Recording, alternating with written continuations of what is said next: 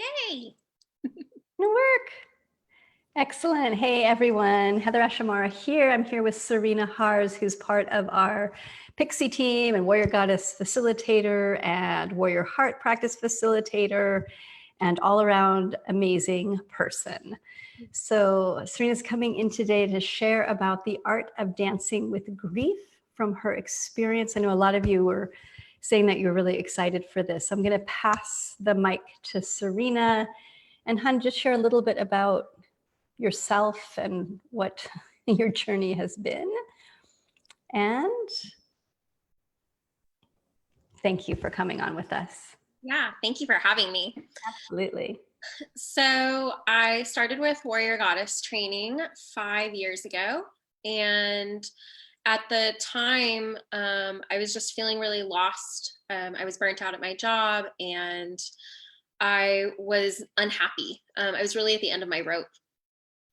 And the Warrior Goddess teachings really changed my life. They transformed me basically from someone that it's hard for me to even recognize.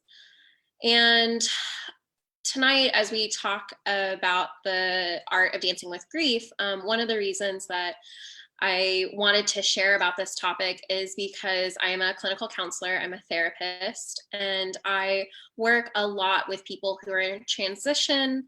I work with people who are trying to uncover and unpack their grief.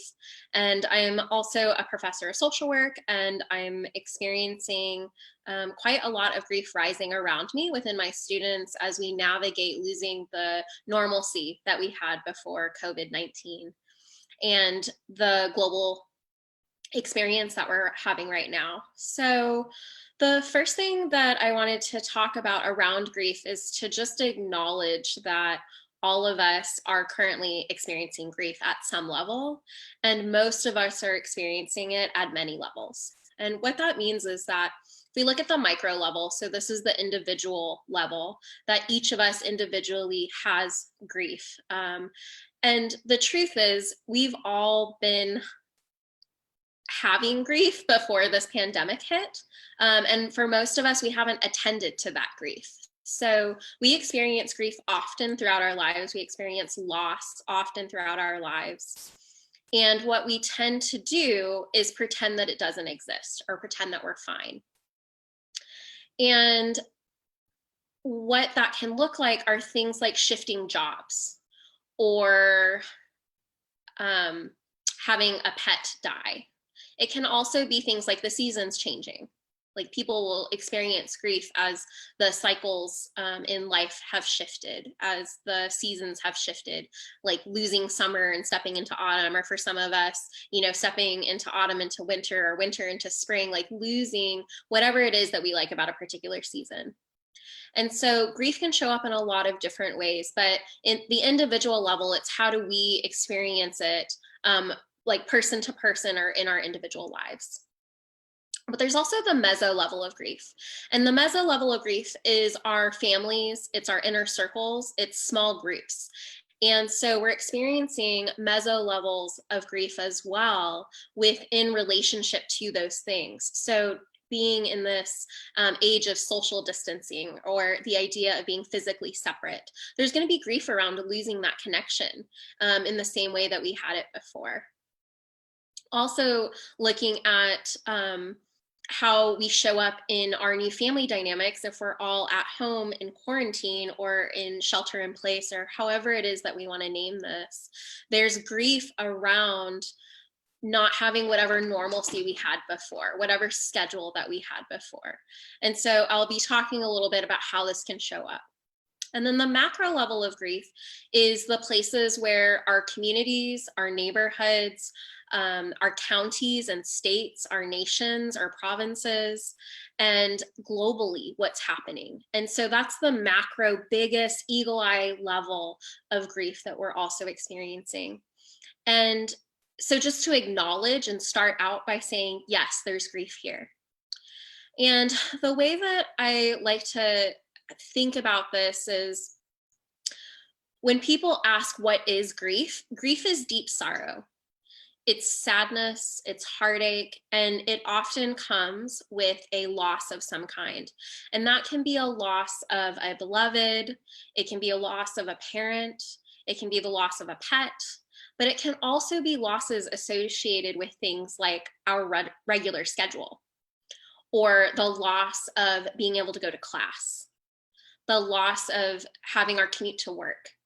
Even if we hated it, there's this place that when we have a habit or when we have something that's normal for us or typical for us, whenever that gets disrupted, there can be grief that shows up, even if we didn't like the thing that happened, or even if we didn't like whatever it was we were doing before. Because now we're in what's essentially the unknown. We're in a place that doesn't feel safe. And this is where we can begin to lean into or even step back from the illusion of safety that we often are living inside of. That everything, we know everything, we can control everything. And the reason that grief is such an emotion that so many of us struggle with is because we don't know how to process it, because we've never been taught how to process it. We don't know what to do with it. We don't even know how to be with it or even recognize it. So some of the ways that we can recognize how grief can show up is by looking at the different stages. And when we describe the stages of grief, these are not linear. They are not, you go here and then you go here, but they are, they can be a cycle. They can also be like ping ponged, and they're not necessarily going to be that you go through every single one of them. So stages is really probably not the best term to use, but it's what we have. So when we look at the stages of grief, there's denial, which can also show up as isolation and bypassing. And so denial is everything's fine. Everything's fine. COVID-19, nothing's happening. My parent isn't dying. Everything's fine. This isn't happening. To say to ourselves over and over and over again, this isn't happening. No, it's not. To pull back and to hide and isolate and say basically to ourselves, I won't accept that, right? And so that's how denial can show up, and that's how you can recognize maybe if you're experiencing that right now. And the denial can be things like going about our regular day, pretending that everything's fine. And if we just keep saying that everything's fine, hopefully everything will be fine, right? Anger is another stage, and anger is, this can often come from being in denial and then moving to anger, but it also can just show up by itself. And anger can be this place of really having a hard time facing reality. And if we are facing the reality of it, really deeply feeling the pain from it and not wanting to get hurt. And so we lash out. And the way to really recognize our anger or our rage and how that's showing up as grief is essentially we're not ready to deal with the reality of what's occurring. Bargaining is also a stage of grief. And this is the place where we often feel really helpless, that nothing's ever going to get better. And if only we made these steps, then things would change. There's also this place with bargaining that if we stay at home, we're going to be okay. If we quarantine, we're going to be okay. If we wash our hands every single second, we won't get exposed to anything ever. Like those types of things are the bargaining place of, if I do these things right, then nothing will happen to me. And it's kind of like this exchange. With bargaining, we also often feel shame or guilt around whatever loss we're having. So it might be around the virus, but it might also be around a diagnosis. When my mom was dying last year, I watched as people in my family in particular, and actually her friends as well, there was this place of, well, maybe if she does this one thing, then it'll get better. Or maybe if we do this thing, she won't die. And I remember sitting back and saying, she's gonna die. Like, that's just the truth. At some point, she's going to die. And right now, she's in pain and suffering. And so we'll talk a little bit about coming to the truth and the facts about things, but bargaining can definitely show up that way. Another stage of grief is depression or despair. And this can also be that place of helplessness, but it's this deep sadness, this going down deeper and deeper down a hole, feeling like we're never, ever going to get out. Oftentimes we can describe it as like a tunnel that feels like it's never going to end. And with that place of depression and despair, sometimes it can essentially feel like this is never going to let up.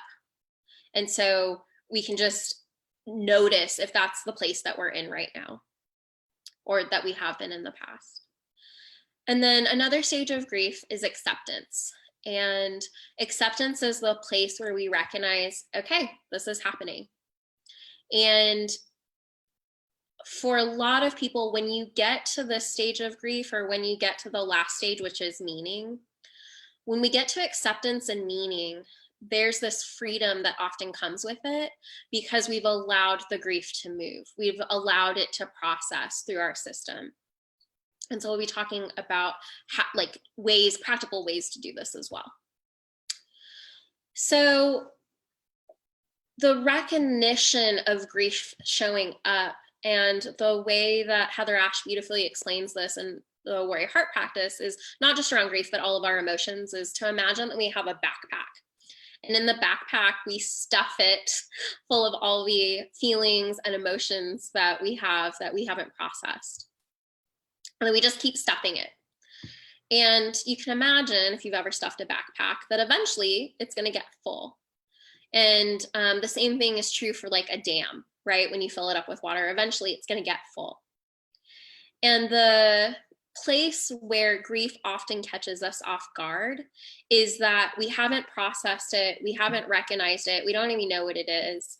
And so it just keeps building and building and building, and we don't attend to it. We don't pay attention to it. We don't acknowledge it. We shove it down. And really, the reason for this is we've never been taught what to do with it. There are communities around the world that practice grieving regularly in their communities. So what they do is they have moments where grief moves within them, and they just feel the grief, and then they move on. And so they never get the stuffing of the backpack, because their community is set up a culture where they're constantly feeling the grief as it arises, and they don't need to continuously shove it down, because they've been taught differently. Like, what a world, right? What if we were all taught this way?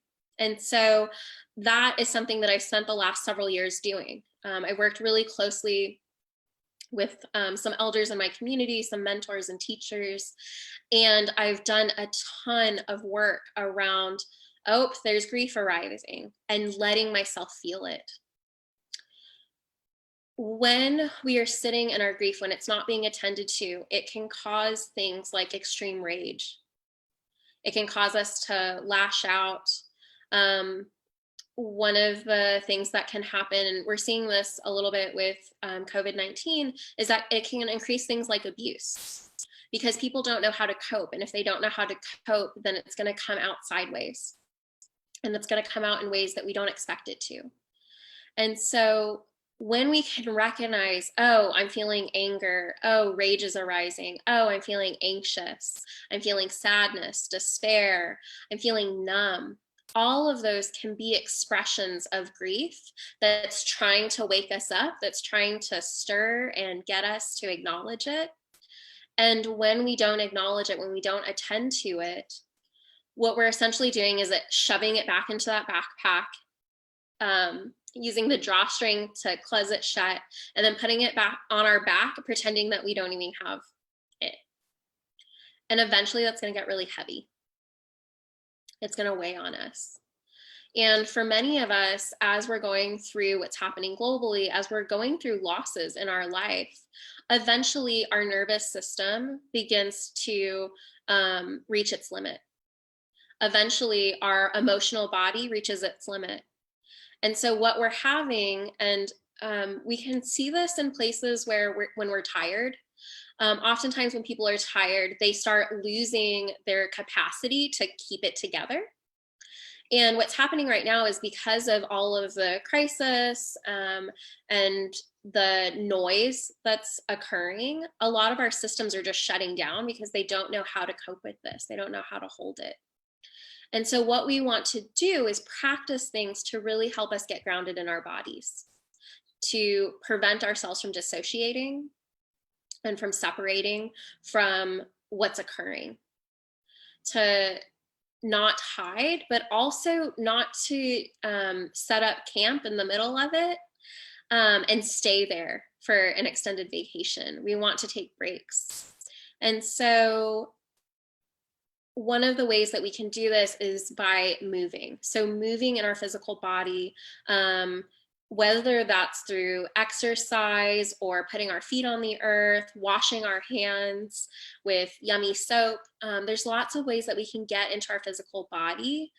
Eating things like toning, so practicing opening up our throats, breathing exercises, they'll get us into our physical body, and that will activate our nervous system or cue our nervous system to come back and to open up. The other thing that we want to do is be able to acknowledge and attend to those emotions. So there's this exercise that we can do where we allow ourselves to go into grief. So one thing that I'll do, and I'll post this in the comments, excuse me, I'll post this in the comments after I finish, but there's a few grief playlists that I listen to and that I also give to my clients. When I want to stir grief, I listen to them. And I found this helped a lot as my mom was, after my mom had died, I would feel these moments of grief and I could feel them. They were right there at the surface, but there was something holding me back or something that wasn't quite like there. And so I'd put on a movie or I'd put on a playlist, and as I watched that movie or as I listened to that playlist, and usually it wouldn't even take like 3 notes into a song and the grief would start moving. And so to allow ourselves to really be present and opening to, okay, I'm here with you, and allow our grief to rise, allow it to pour out and to bless it on its way out. As our grief moves, it allows us to create spaciousness within us. It really does. And one particular way that I've also been using this is with the Warrior Heart practice. And again, I've been doing this work for a couple years now. And one thing that I've noticed is that I've been able to empty my backpack, essentially, my emotional backpack, to the point where the other day I had a huge moment of grace. And I believe that all of the work that I've done is what brought it there. But what happened was I was driving, and it was the day before my mom's birthday. So this was the first birthday I was going to have without her. And as I was in the car, I could feel it. What song was it? It was a Mariah Carey song, the one, I think it's called Bye Bye. It's the one that she wrote about her dad's passing. And seriously, like 3 notes in, and I hear it, and all of a sudden I start having this meltdown in the car, and I'm driving to my brother's house to watch his children. And so I just let it happen. So I opened and I could feel the grief, and I pulled over after a while because it was unsafe. And I screamed and I cried the deepest cry. Like there were sounds that were primal pouring out of me in the middle of my car, and it was pouring rain. And I just let it. And I could feel as I opened, as I felt the heartache, as I felt everything, the grief just arose. And then maybe in 2 minutes, it was gone. I don't even know if it was 2 minutes. It was quick. I opened, I felt the grief, I let it rise, and then it was done. And then I went and ate pizza and laughed and watched horror movies with my nibblings. And it was so much fun.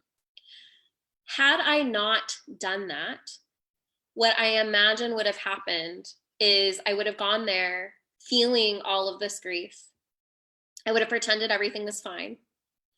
And I probably would have been miserable. And they probably would have been able to feel that something was off.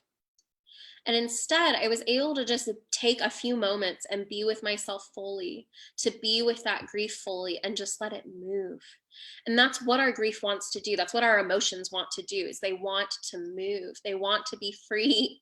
They don't want to be held and contained in this place. They want to just move through us. And there's something graceful and epic about not having a story about them. So what I have done historically is I'll feel the grief or whatever emotion I'm feeling, and then I'll tell a story about it. And as I'm telling the story about it, I start to feel more and more grief or more upset. And then I start telling the story again and again and again. And it's what Heather Ashe calls the rinse cycle. We just kind of get stuck in this place that we can't get out of. And none of it's actually moving to release. It's just moving in this cycle. Excuse me.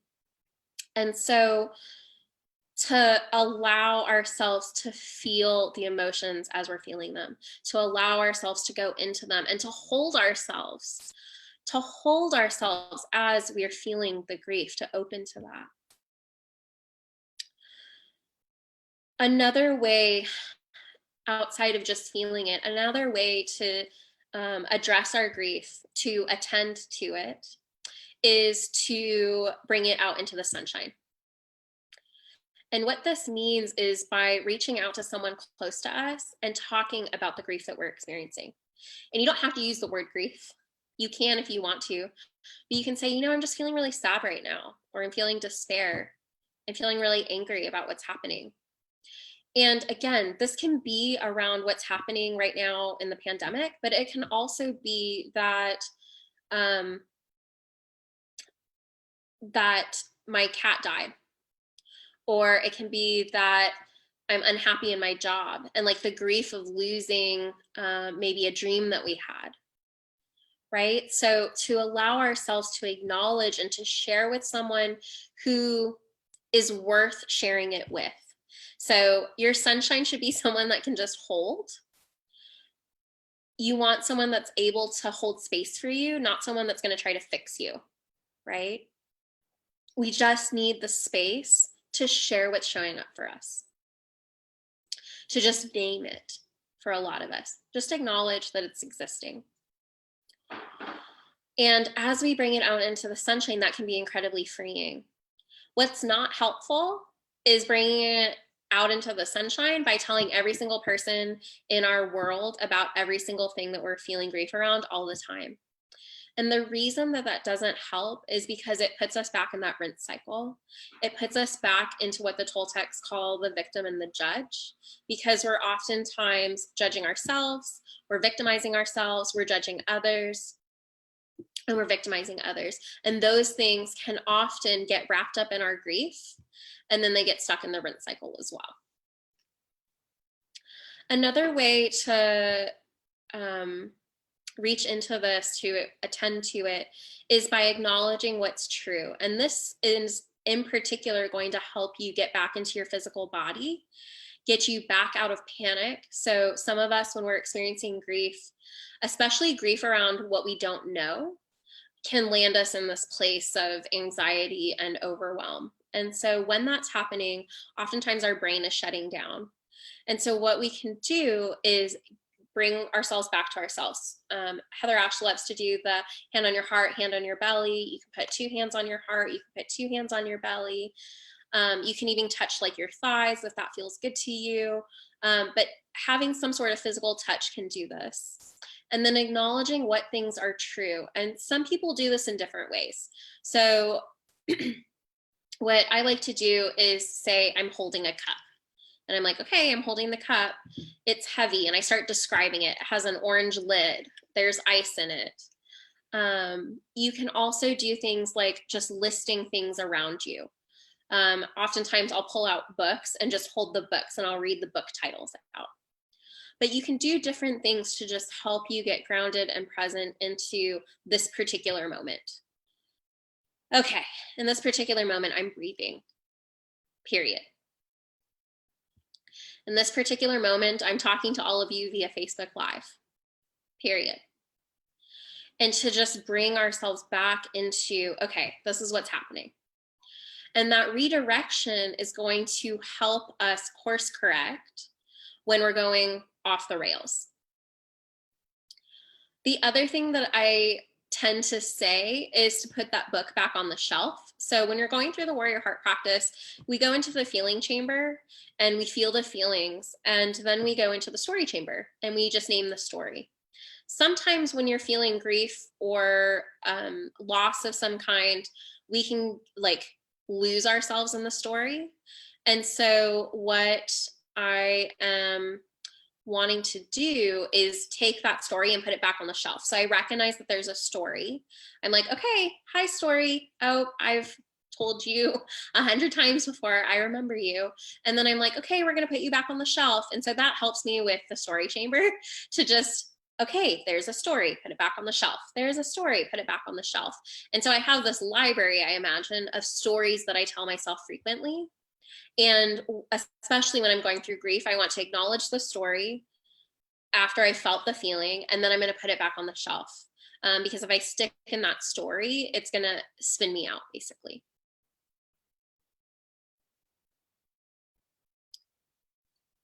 Watching this while feeling shut down. Heather Ash, if I could get more context for that, that would be helpful. And I'll tend to that in a second. So as warriors of the heart, what we want to do is get free, get grounded, and get present. And we do that by feeling the feelings, acknowledging the story, and then coming back to what's true. So facts are very helpful in helping us when we're beginning to get paralyzed by our grief or get stunned. Like coming back to facts can really helpful.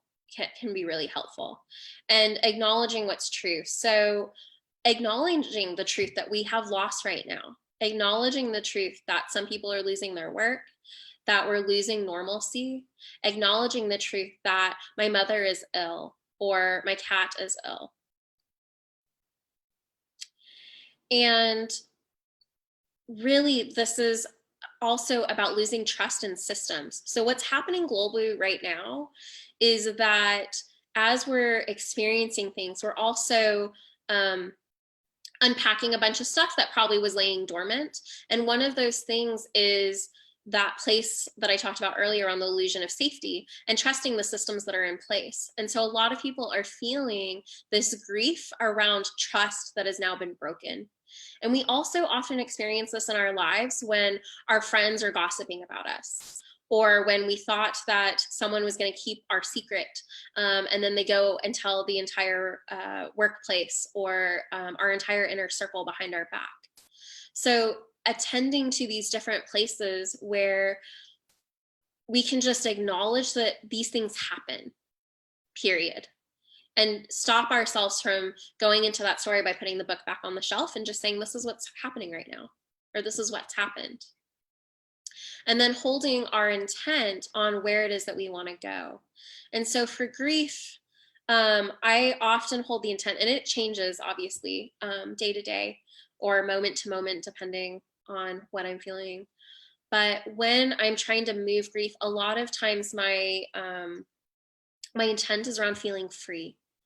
Because grief, when it's heavy, can often feel like it's suffocating to me. And so I often will hold the intent of being free. But for each of you, as you're walking through the Warrior Heart practice, or as you're moving through your day, if you feel grief, after it's moved, figure out, where do I want to put my attention now? Now that it's not on the grief, where do I want to put my focus? Where do I want to put my attention? And drop into that. And allow it to really bubble up from within you, not to allow our minds to try and create what we should be doing with it. So I'm just reading the chat someone shared. Okay, so when you're feeling shut down, when the grief is really feeling like it's numbing us, or when it feels like it's suppressing our creativity, a lot of that for me is to get up and move. So things like dance parties or movement parties, whatever you want to call them, finding playlists that um, feel like movement, and so I was going to say upbeat, but they don't have to be upbeat.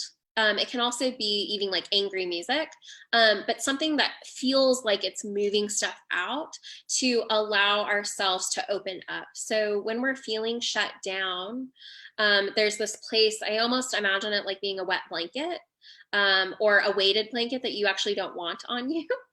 And so when we're feeling shut down, what we want to do is open it up. Another practice that you can do with that is toning. And so toning's a great practice of opening up our throat and just making sounds. And I've done this before, walking around my house, just making animal sounds and seeing what happens. And it feels silly at first, or at least it did for me. But what I found is that as I started to do it, I'm laughing because I'm thinking about it now. As I started to make noise, howling and chicken sounds, meowing, like all of it. And even if you want to get down on the floor and like crawl around like that type of animal, what that does is it allows us to play with our edges around moving, around opening up around it. Because sometimes our grief gets shut down because we're scared that if we open it up, it's never going to end. And that's a byproduct of stuffing our backpack full or never letting the dam open up.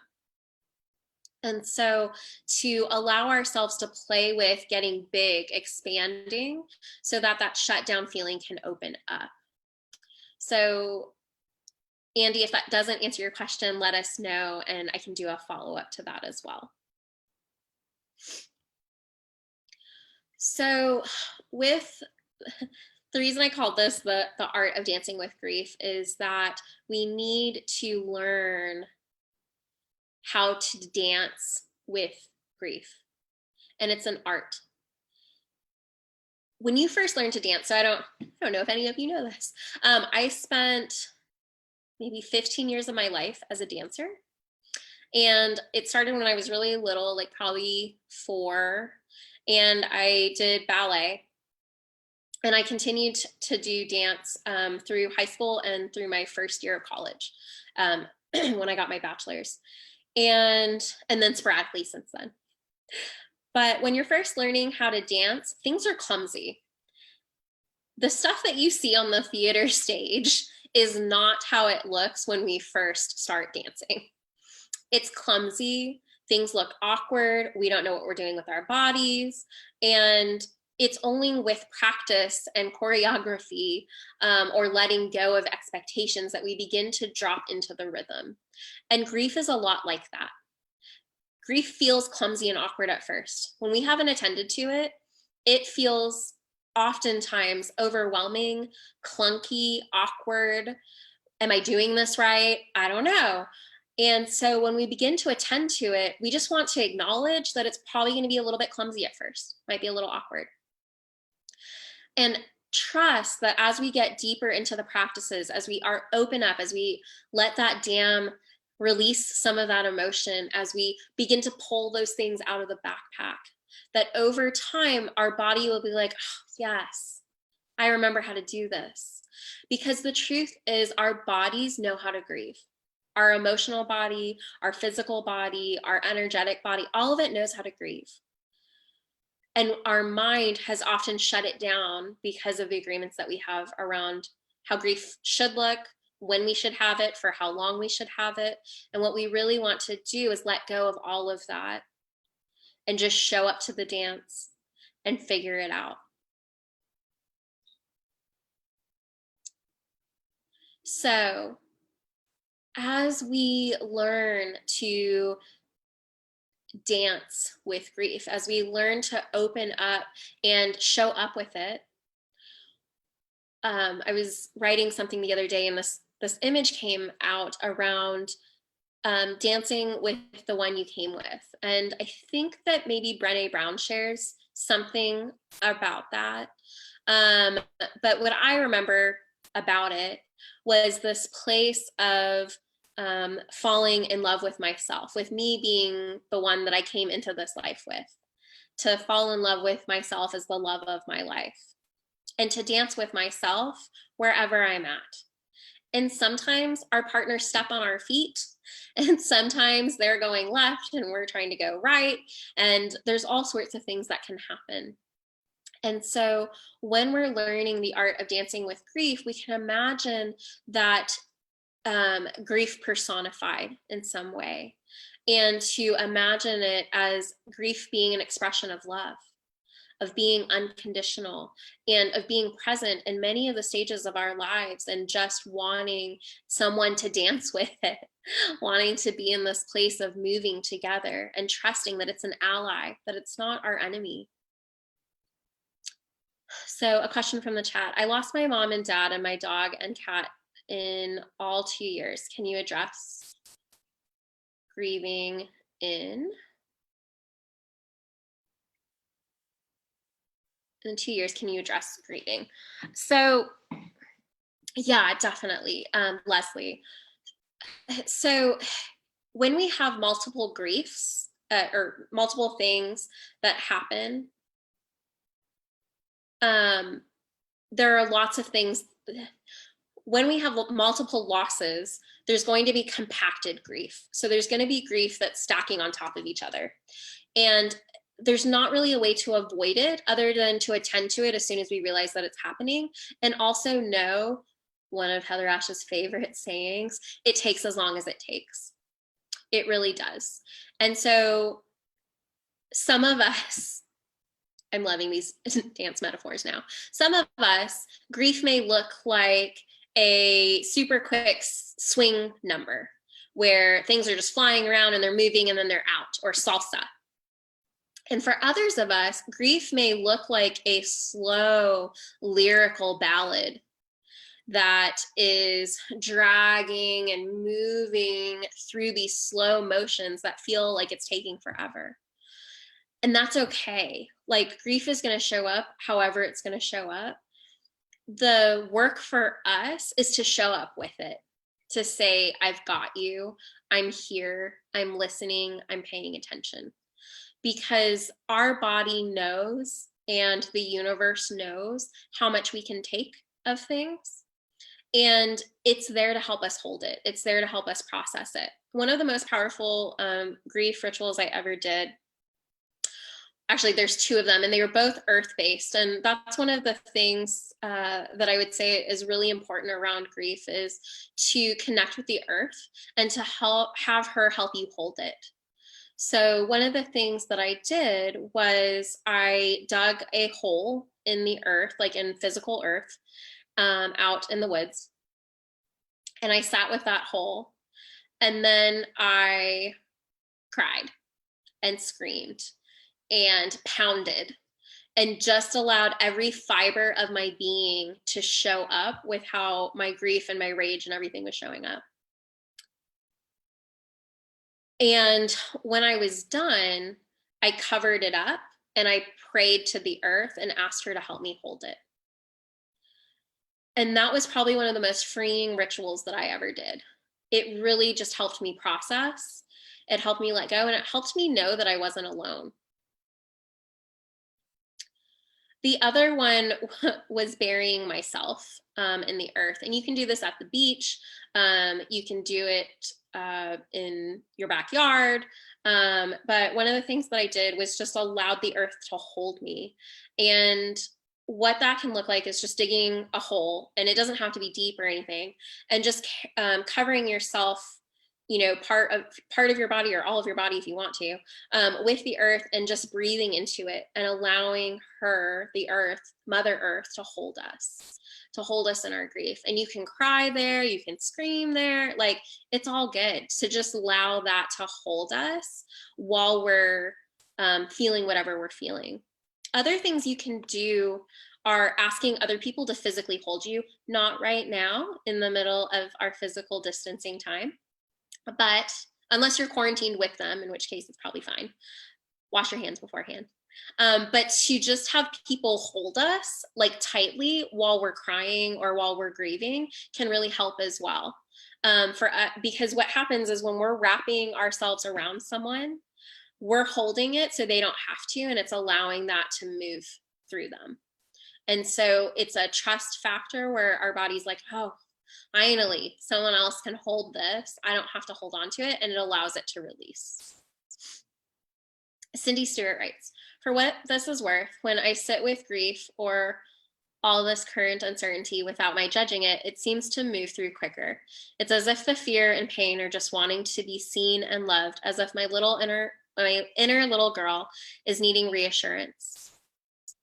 But first, I need to acknowledge that she's scared. It's worked and well and allowed me to then move out of the uncertainty towards opportunity. Absolutely. When we acknowledge that part of ourselves that's grieving, when we acknowledge that part of ourselves that feel lost or scared, that feel in despair or heartache, any of it, when we acknowledge it, that's the first step. Like having the willingness to address it and just attend to it and say, okay, this is here. And then allowing whatever needs to move. From there, we can then set that place of our intent or our attention. Where do I want to put my attention now that I've moved this?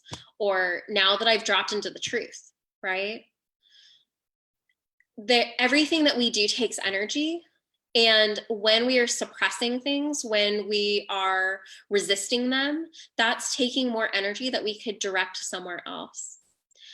I'm not telling you to bypass this though. So I want to be really clear. When we're shifting our attention, we're not bypassing. This is only after we've acknowledged what's happened. And so the place oftentimes where people get stuck, especially with what's happening right now, where we start to have denial or bypassing and pretending like everything's fine, that's going to keep us stuck because we're just not attending to it and we're not acknowledging that it's occurring. And our body doesn't then trust us because it's like, but we're not okay. We don't know that. And so really to allow ourselves to bring it out and to say, okay, this is happening. How do we want to then make a choice around it? How do we want to be in relationship with it? And to really allow ourselves to ally with our grief. So any other questions or shares? I'm so excited to share my playlist with you all. They're pretty good. Oh, and I'll also share a few movies that have really helped me, especially as my mom was dying and after she died. Watching August Osage County really shifted some things for me. That's with Meryl Streep and Benedict Cumberbatch, Julia Roberts. It has actually a really great cast. And I watched, so what I've been watching lately is Tomorrowland. So if you haven't watched Tomorrowland, I highly recommend it. I felt a ton of grief watching Tomorrowland for the first time, and I think I still feel it frequently when I watch it. There's something about Tomorrowland, it's hopeful, but there are parts of the film that you're like, nope, this isn't hopeful at all. What I love about it is that it acknowledges what humans have been doing.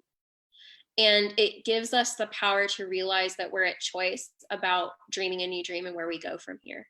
So we want to be able to feel our grief and acknowledge it and allow it to move and attend to it.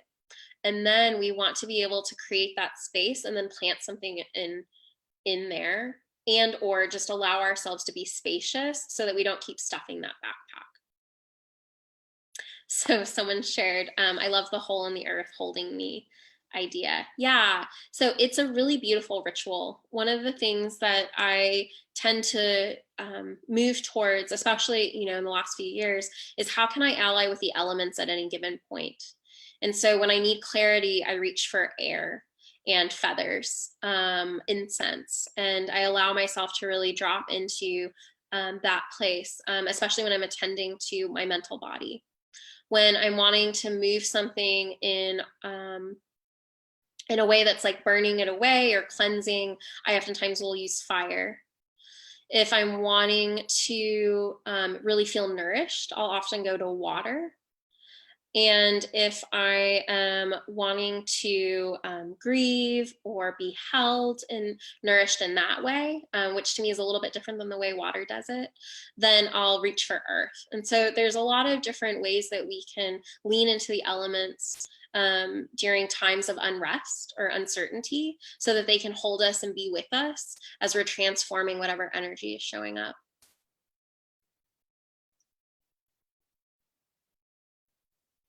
Beautiful. So any last questions?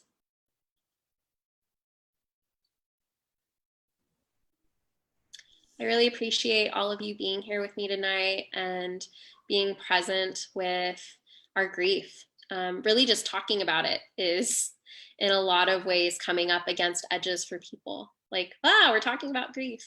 And so thanks for tuning in and being with us during this time. And really to ask ourselves to tap into that grief and say, hey, sweetheart, how do you want to walk with me? Or how do you want to dance with me? Beautiful, Serena. Thank you so much. It was a perfect talk for these times. Thank you for sharing your gifts and your wisdom and your experiences. I know everybody on Facebook was very grateful as well. So, thank you so much for having me. Yeah. Okay, wait, there's a question. Thank you for spending this time with us. I've noticed that when I have a suppressed emotion, it shows up as a tight spot, pain, or heaviness in my body. I let my attention rest on that area and just follow my breathing and soften into it, and then the emotion comes bubbling up. Yay! Yeah, let it bubble up. And movement for me really shifts things, like being able to get out and just move. When we're physically exhausted, our emotions will move because we've let down our guard. We've let down that armor. Yes. So keep coming back to that. So true. Beautiful. And then, Serena, if you want to share your playlist with me, I can just put it on the Facebook page. Absolutely. All right, sweetheart. Thank you so much, Serena, for your sharing your gifts. We'll see you soon. Thank you. Bye-bye. Bye.